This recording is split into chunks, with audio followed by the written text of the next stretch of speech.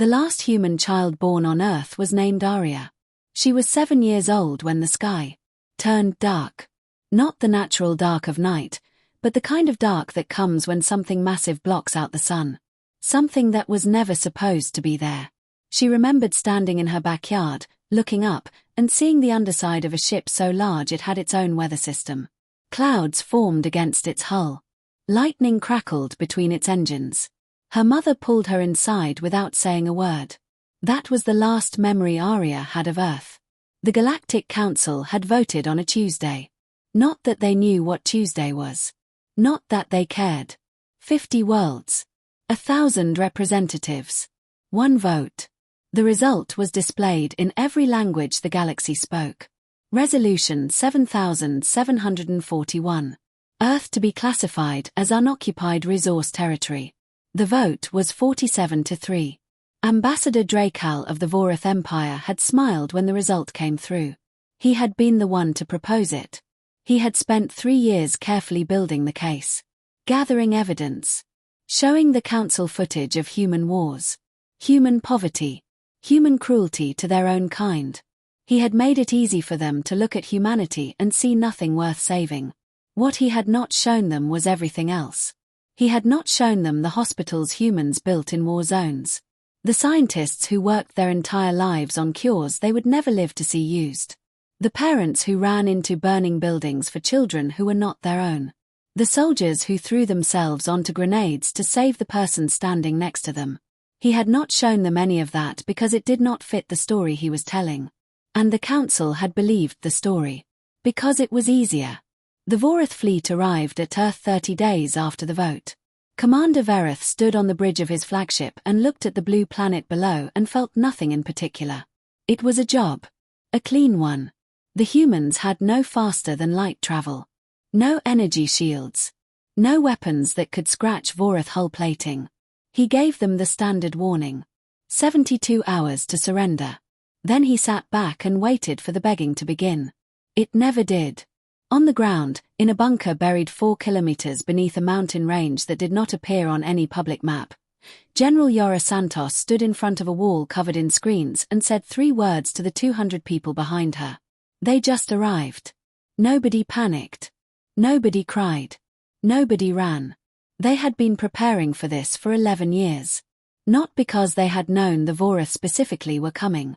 But because humanity had been listening to galactic communications for decades. Quietly. Carefully. Learning languages that were never meant for human ears. Decoding transmissions that were never meant for human eyes. And what they had learned was simple. The galaxy did not care about them. Which meant they could not afford to care what the galaxy thought. Yora turned to her communications officer. Begin the evacuation broadcasts. Priority 1. He nodded and started typing. Across the planet, on frequencies that the Vorath scanners were not calibrated to detect, a single message went out to every person on Earth who had been briefed. It was time. What happened next would later be described by historians as the most organized disappearance in recorded galactic history. Over the course of 70 hours, while Verith waited for his surrender, 8 billion people began to move. Not in panic. Not in chaos.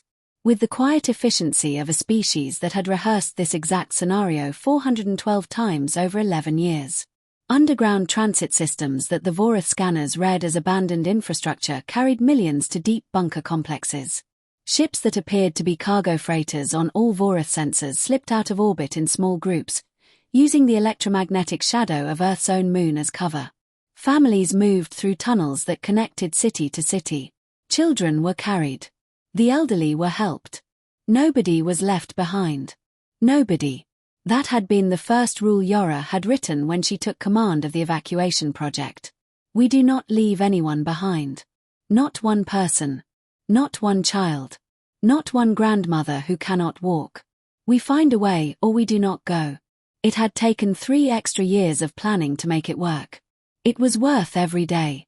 When Verith's fleet finally moved into attack formation after receiving no response, they found a planet that looked completely normal from orbit. Power grids active. Transportation systems running. Billions of heat signatures moving through cities. What they did not find was a single human being. The heat signatures were automated systems. Machines left behind to cycle through buildings and vehicles and maintain exactly the kind of infrared profile a populated planet would show. The power grids were running on automated controls. The transportation systems were looping on preset routes. They celebrated for almost a month. Then the ships started disappearing. It began small. A patrol vessel near the edge of Vorith space went silent mid-transmission. The communications officer had been saying something about an unusual reading when the feed cut out. No explosion. No distress signal. Just silence. The council classified it as equipment failure. 2 weeks later 3 more ships vanished. Same sectors.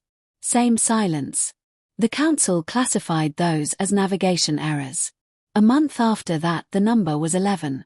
Admiral Kale placed the reports on the council table and looked around the room at species who had voted to erase humanity and said something very quietly. Something is hunting us. The Draenei ambassador laughed. You destroyed the only species desperate enough to try that. Kale did not laugh. That is what worries me, he said. The investigation that followed was the most expensive military operation the council had funded in 200 years. 400 warships swept 9 sectors over 8 weeks. They found nothing. No enemy fleet. No hidden base. No evidence of any civilization capable of removing Vorith vessels without leaving debris. What they found instead was a single message. It was written on the hull of an asteroid in the Kethera Nebula. Written in Vorith script. Perfectly formed letters 3 kilometers tall carved into solid rock by a tool precise enough to cut stone at that scale. We are still here. Kale read the report standing on his flagship bridge surrounded by the most powerful fleet the Vorith had ever assembled. And he felt something he did not have a name for in his language. He later learned humans called it dread. Meanwhile Arya was growing up. She was 12 when she learned her first 3 alien languages. 16 when she completed her training in what the humans called deep insertion operations. 19 when she was assigned to her first mission. She was placed aboard a diplomatic transport as a junior aide to a Sulhari research delegation. Nobody looked twice at her. She was quiet, efficient, helpful. She was also transmitting everything she saw and heard back to command.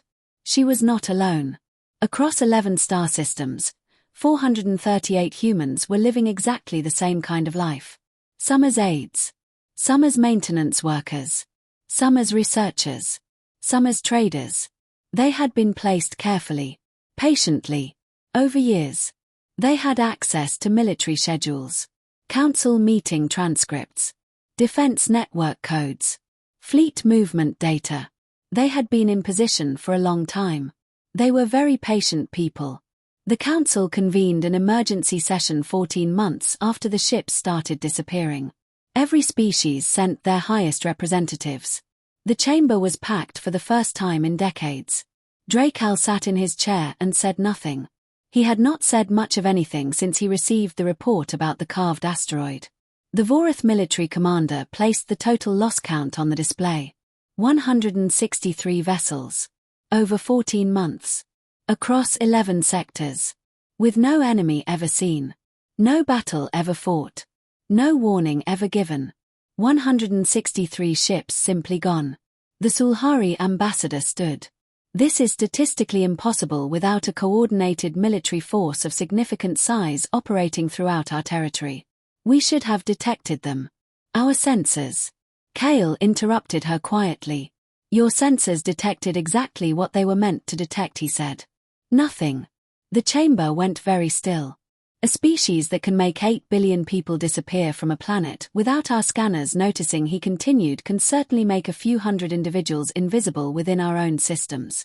We have been assuming we were looking for a fleet. We were not. We were looking for people. And they were already here. The silence that followed was the loudest thing Dracal had ever heard. Then every screen in the chamber flickered. All of them. Simultaneously. And a face appeared. A young woman. Dark eyes. Calm expression. No uniform. No weapon visible. Just a person sitting in what looked like a very ordinary room that could have been anywhere in the galaxy. My name is Arya Santos, she said. I represent what remains of humanity. I know you have questions. I will answer the one you are all actually thinking. Nobody spoke. She smiled slightly. You want to know if we are angry, she said. The answer is no. Anger is for people who did not see something coming. We saw this coming 11 years before it happened. We planned for it. We prepared for it. We executed every part of our response exactly as intended. Dracal found his voice. What do you want? He asked. Arya looked at him for a moment. Just him. As if she knew exactly who he was. Which she did. She had been reading his personal files for 2 years. A seat at the table, she said. A real one. And a guarantee that what happened to us never happens to any species again. The Vorath commander stood. You have no fleet. No planet. No military force we can verify. You have a few hundred individuals hiding in our systems. Why would we agree to anything? Arya reached forward and touched something off screen. Every military system in the council chamber went dark simultaneously. Defense networks across 11 star systems received a single command from an authentication code that should not have existed outside the highest levels of council security. Stand down. They stood down. Check your command codes, the Vorath commander said to his officers. His voice was very controlled. Already changed, sir, one of them replied. All of them. Fleet coordination. Weapons authorization. Jump drive controls. We are locked out of everything. How long? Kale asked quietly. Since yesterday, so a different officer said. We did not notice because the systems appeared to be functioning normally. They were functioning normally. Just not for us anymore. Dracal sat very still in his chair. He thought about the vote. 47-3. He had been so certain. So confident. The humans were primitive. Fractured. Self-destructive. They could not even agree on governments. He thought about what he had not shown the council. He thought about the hospitals in war zones. The scientists working on cures they would never see used. The soldiers who threw themselves onto grenades. A species willing to die for strangers. He had looked at that and seen weakness. He understood now what it actually was. Training. A species that spends thousands of years learning to sacrifice for each other does not stop when the threat gets bigger. It scales. It organizes. It plans 11 years ahead. It evacuates 8 billion people in 70 hours. It places 400 individuals inside the most secure systems in the galaxy and waits. Quietly. Patiently. For exactly the right moment. We accept your terms, Dracal said. The chamber erupted. Species shouting over each other. Protests. Objections. Demands for explanation. Dracal said nothing. He simply sat and waited for the noise to die down. When it did, he spoke one more time. We accept their terms, he repeated. Because we have already lost this engagement completely, and the only question remaining is whether we lose the next one as well. They have been 3 steps ahead of us since before we cast our vote. I would rather negotiate with people who outthought us than continue fighting people we cannot find. The treaty was signed that same day. Every species. Every empire. Every representative who had laughed at human radio signals and called them primitive and voted to erase them from existence. They all signed. Arya watched the signatures come through on a screen somewhere in the galaxy. She was 23 years old. She had spent 4 years living under a false name in a system that had voted to kill her species. She had transmitted 4,000 reports back to command. She had never once been afraid. Her mother had taught her that. On a night years ago, standing in a backyard watching a ship block out the sun, her mother had not said it will be okay. Her mother had not promised her safety. Her mother had simply pulled her inside, sat her down, and said one thing. We have a plan. That was enough. As the last signature was processed and the treaty became binding across 11 star systems, Arya allowed herself one small thing she had not permitted during 4 years of careful controlled work. She closed her eyes. And she thought about a blue planet. About a backyard. About the way the sky looked before the dark came. Then she opened her eyes. Pulled up the next file. And got back to work. There was still a great deal to do. The galaxy had signed a paper. Now humanity had to make sure they meant it. The end. Like and subscribe for more. Comment below. If you were the Galactic Council, would you have made the same mistake?